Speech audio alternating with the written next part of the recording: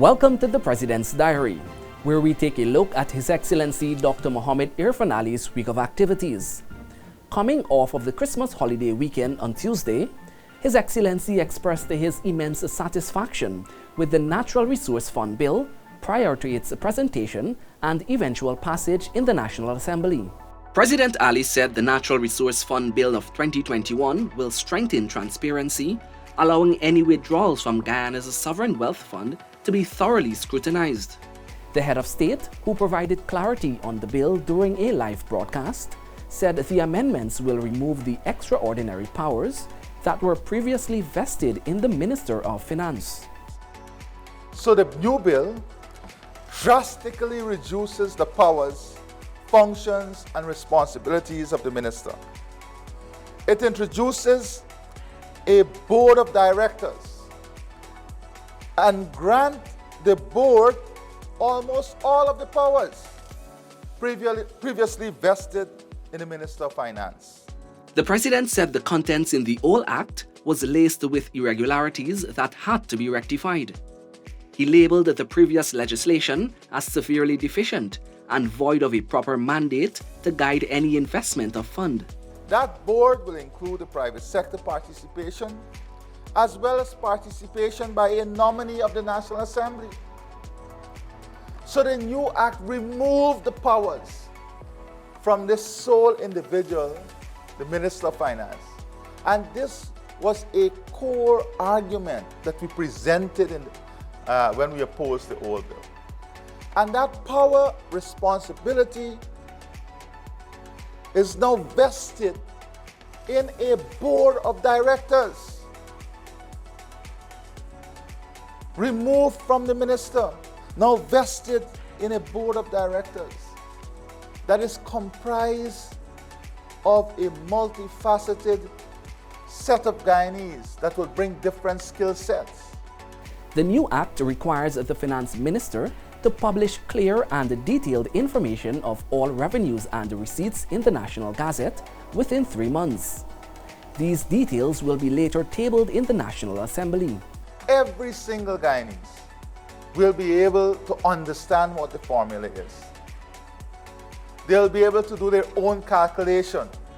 So as things progress, you will know exactly how much should be saved, or how much would be saved, how much would be invested, and how the funds will be utilized. Dr. Ali also sent condolences to the people and the government of South Africa on the passing of Archbishop Emeritus Tutu. His Excellency conveyed deepest condolences on the passing of the Archbishop, who he labeled as, quote, a man who contributed to a liberated South Africa, end of quote. President Ali noted too that his immeasurable contributions to South Africa's anti-apartheid movement will never be forgotten. On Wednesday, His Excellency had a productive meeting with a number of rice millers from regions 3, 4, 5, and 6. The group discussed the issues facing the industry and the areas where improvements can be made.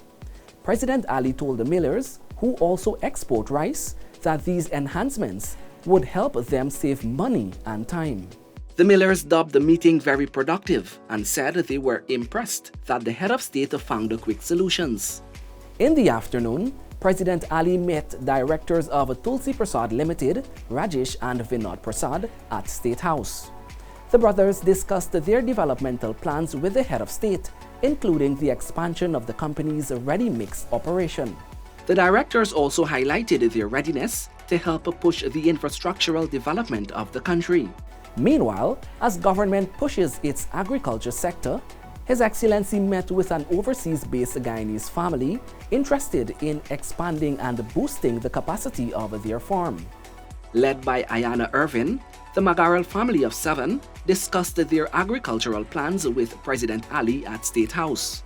President Ali committed to having the Ministry of Agriculture work alongside the family in accomplishing their tasks. Meanwhile, on Friday, His Excellency assented to the historic local content bill, officially making it law.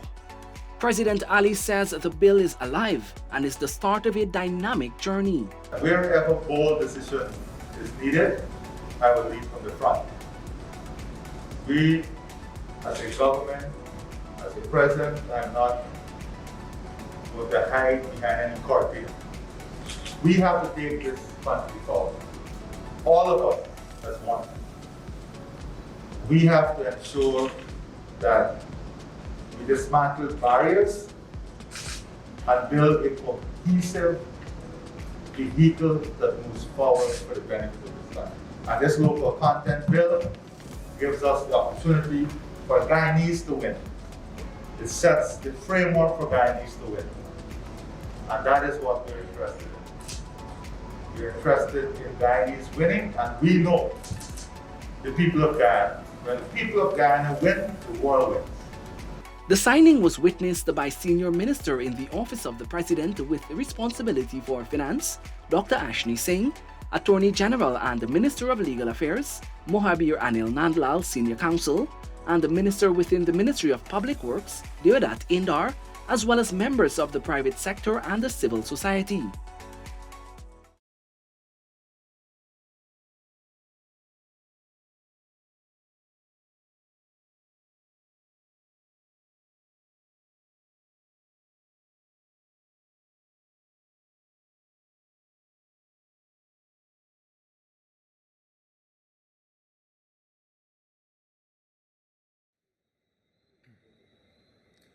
Fellow Guyanese of our one Guyana, I speak to you now to wish you all sincerely a Happy New Year. I know it is easy to wish you well, even though it might be much harder to create the conditions that will truly make the new year a happy one for all. As your president, I'm committed to trying my very best.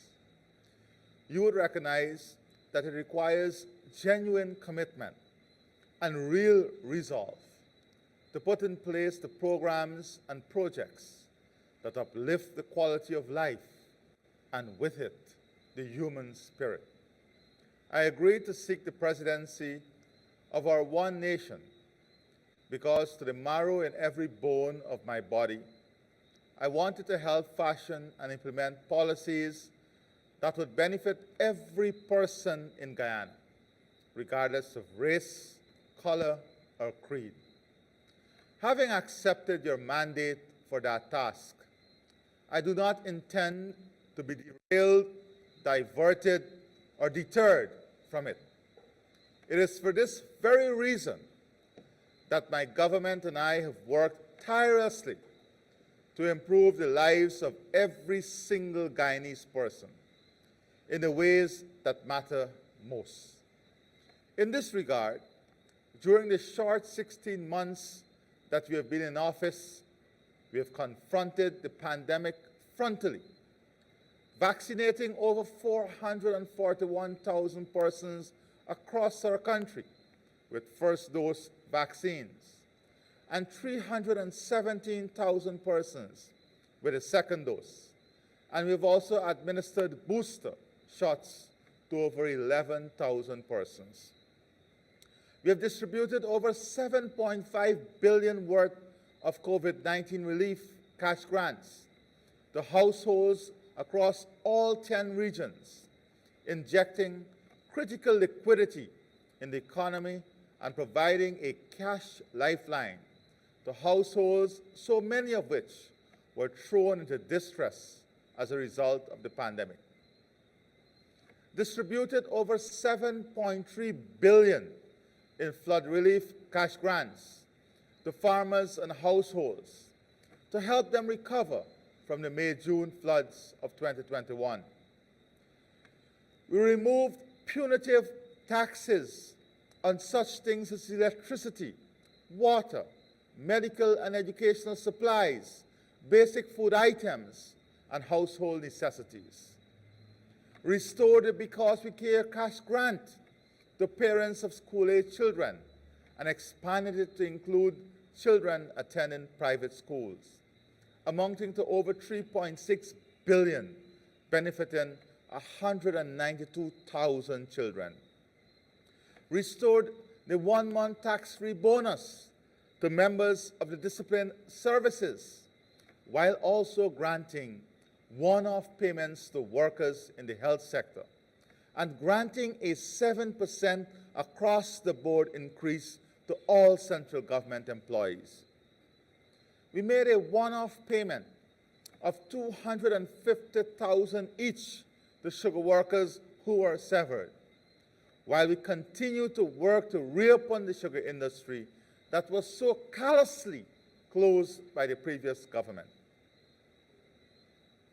We have increased old age pensions by over 21% to $25,000, and public assistance by 33% to $12,000 monthly. Distributed nearly 10,000 house lots to applicants.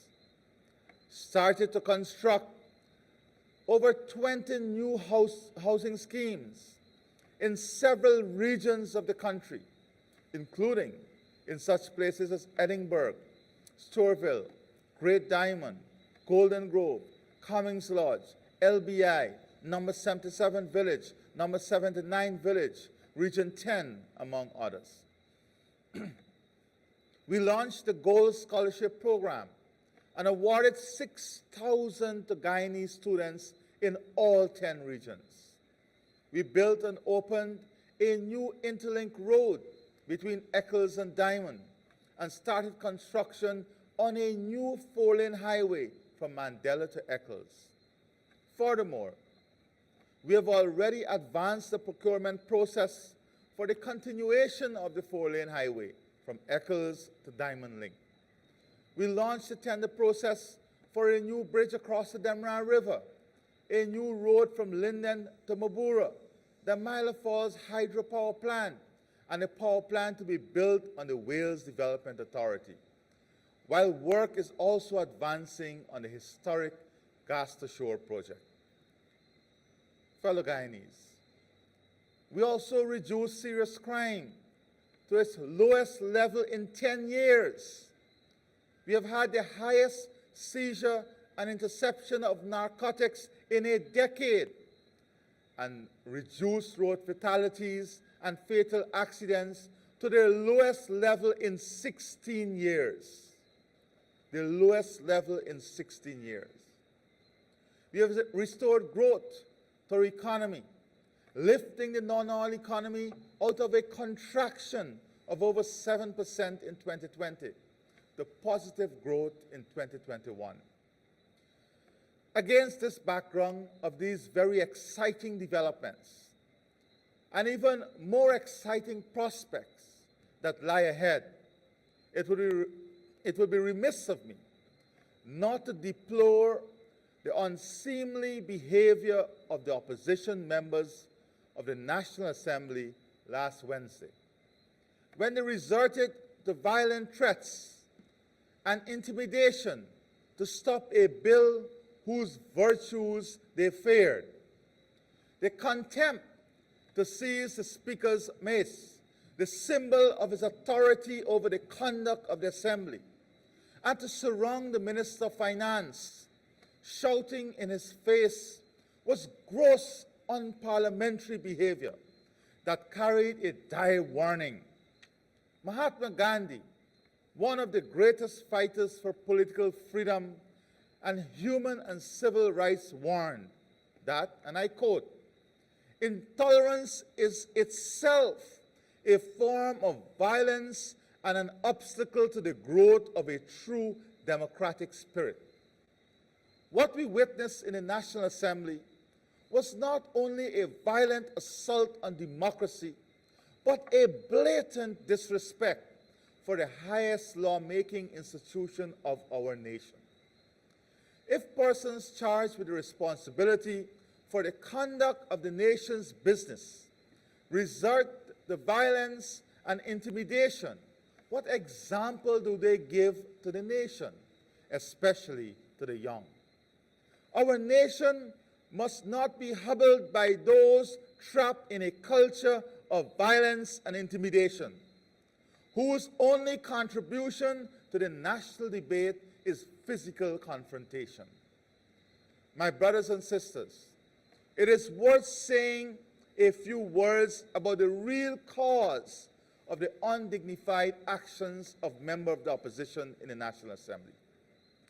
They claim that repealing a bill they unilaterally passed, giving the Minister of Finance excessive power over the National Resource Fund and placing it instead under the supervision of an independent and nationally accountable body is somehow wrong.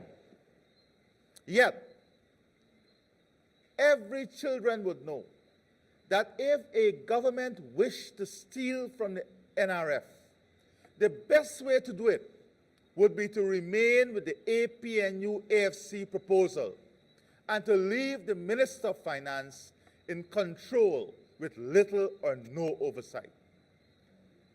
That is the plan that the APNU-AFC put in place for itself, assuming that it had fixed the March 2020 elections and would have all the power today to abuse the money in the NRF as they pleased. What your democratically elected government has now done is to remove the Minister of Finance from having such unlimited and unbridled power. Instead, we have created a governance and operational structure that is transparent and accountable, and in which non-political, highly reputable persons carry out the responsibilities of supervision and compliance. In essence, the powers of oversight and control are with you, the people. The opposition and certain media outlets have tried to mislead their audiences into believing that I will be appointing the board of directors unilaterally and will have control over them. Nothing is further from the truth. While as president of this country, I'm obliged to sign letters of appointment, the board will include a person selected by the National Assembly. All parties therein, after consultation and debate among themselves. It would also include representation from the private sector, which gives a voice to civil society in a newly established decision-making body responsible for overall management of the fund. Mind you, a decision-making body that did not exist under the APNU-AFC bill. The opposition brawl in the National Assembly was to prevent you from hearing all this. Of course, I know that you, the people of our one Guyana, expect to see benefits from the NRF flow to you, to improve your lives now, to deliver more jobs and better wages. Therefore, it is obvious that some of the money from the NRF, which now stands at approximately US $534 million, must be spent on your welfare and well-being. It is for that reason that the new legislation provides a mechanism by which the Parliament will approve the transfer of funds for projects and programs that the government has to carry out. And I re-emphasize that. The Parliament will approve projects and programs that the government will carry out, approved by the Parliament. And these projects and programs that the government has to carry out to raise your standard of living, to improve your circumstances, and to give you a better life. And I add, has to account for every cent of the money. When transfers are made to that department, for what purpose and the results of the spending, all have to be made public. It has to be audited. The audit report has to be presented to the National Assembly. And of course, the PAC will have a chance to review the Auditor General report as it does now. And you should recall that the World Bank has projected that over the lifespan of the oil and gas production, Guyana could earn US 72.8 billion in revenues from the multiple offshore projects that will be operational. Surely, it is right that with full and adequate supervision by reputable persons nominated by Parliament and the private sector, a portion of those funds should be spent on improving the lives of the people of Guyana, all of them, and bettering the conditions in which they live.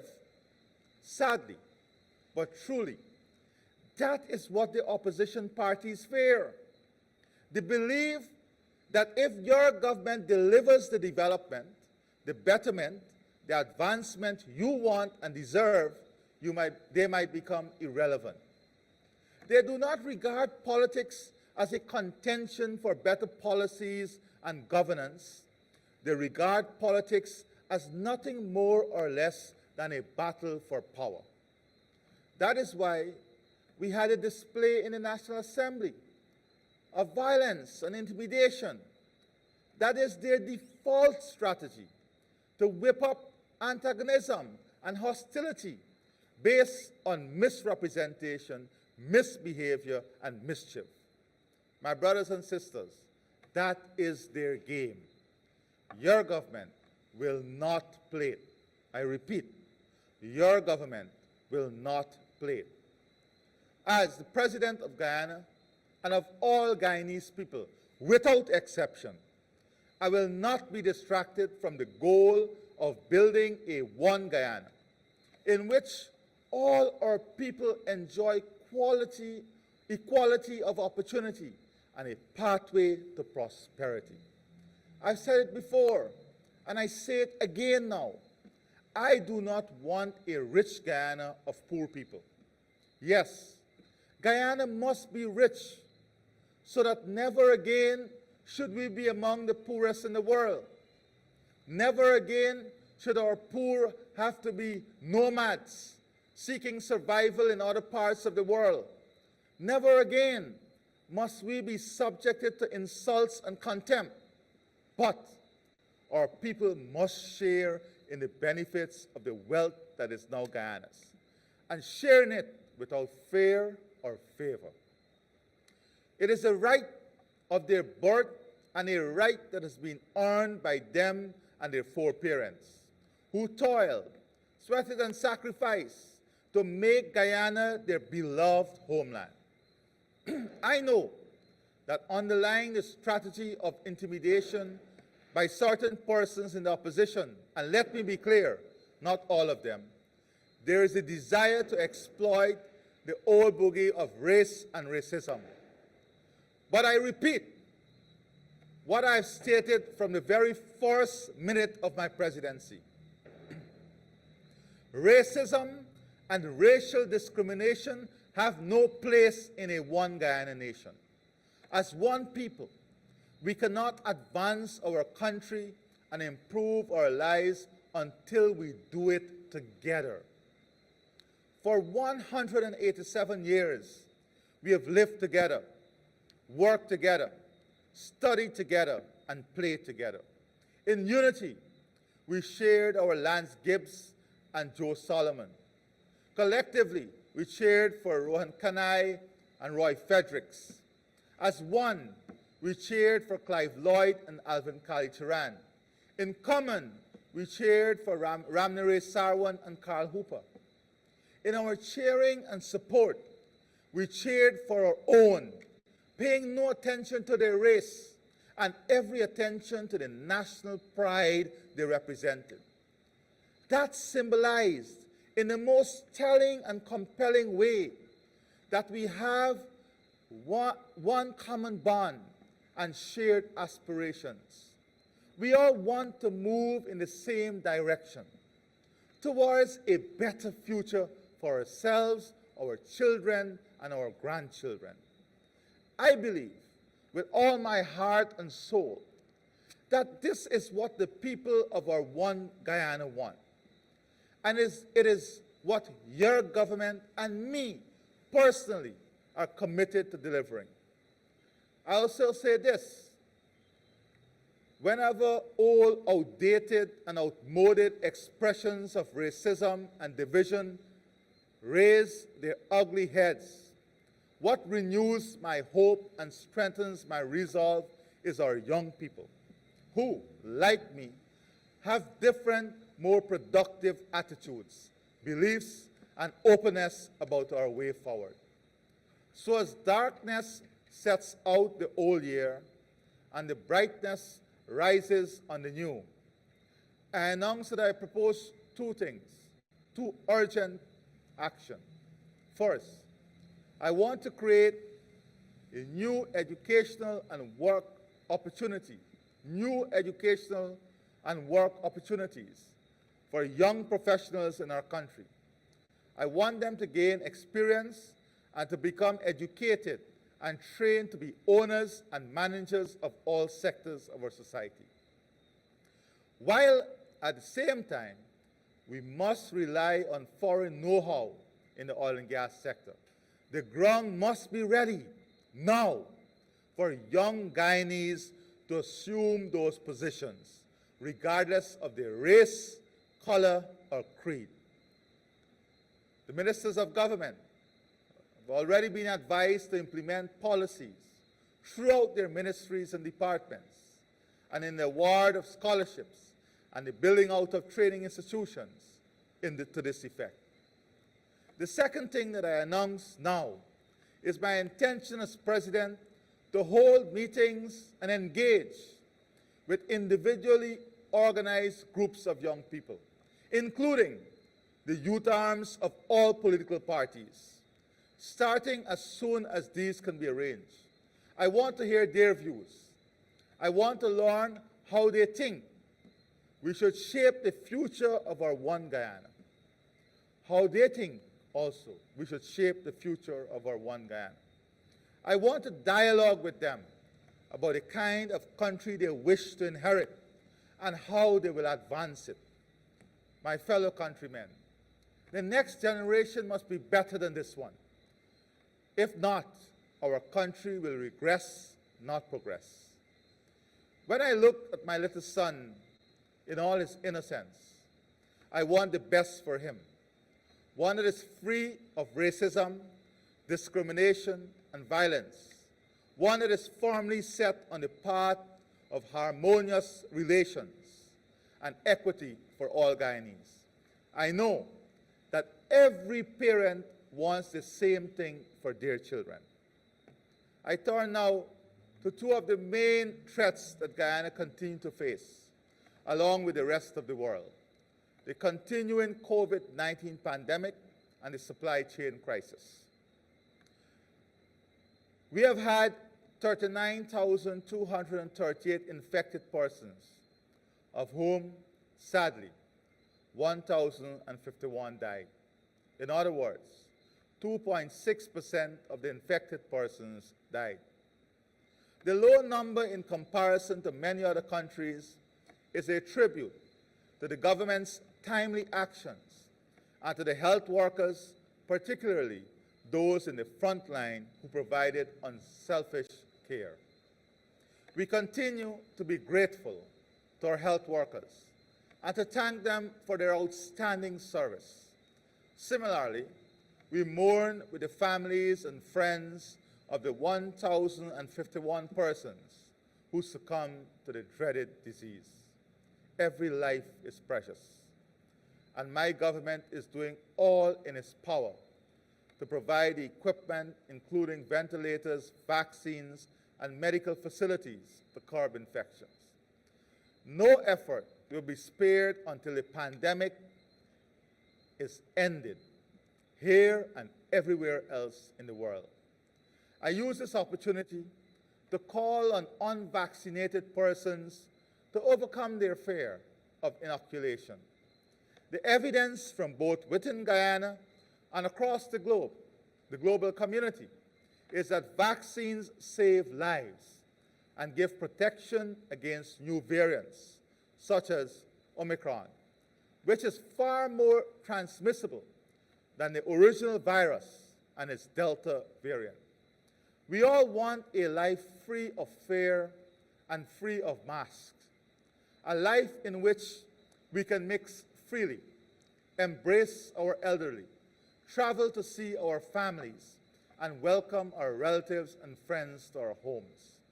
But none of this will be possible with any level of comfort and safety until at least 70 to 80% of our eligible community, including our children, are inoculated.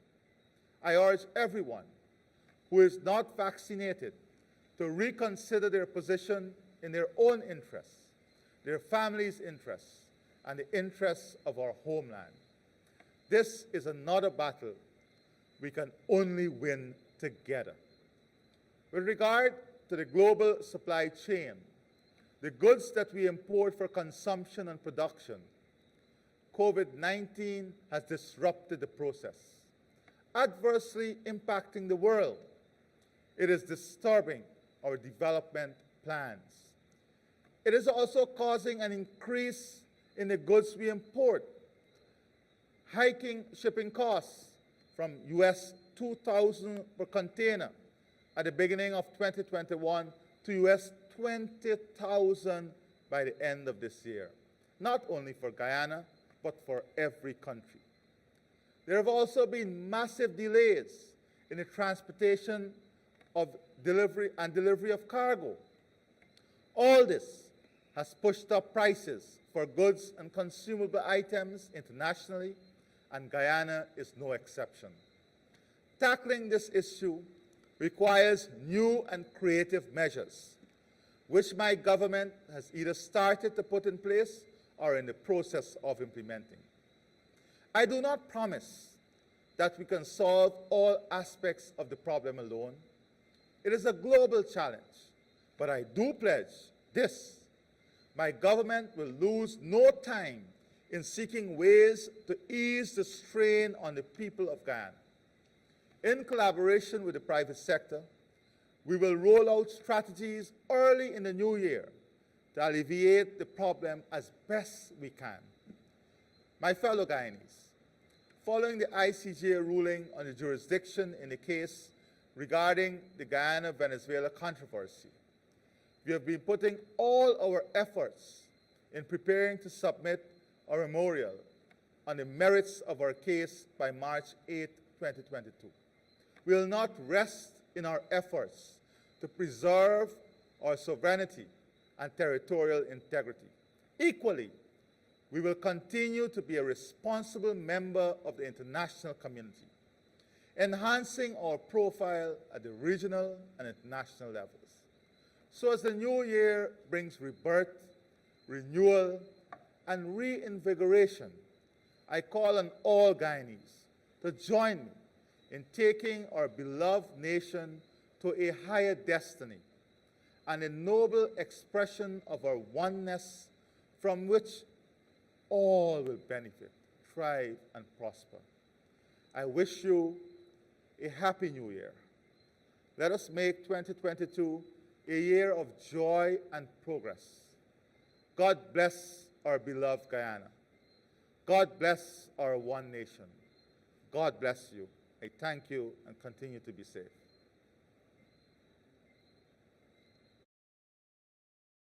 This has been the President's Diary, where we took a look at His Excellency Dr. Mohamed Irfaan Ali's week of activities. Thank you for watching, and do join us again next week.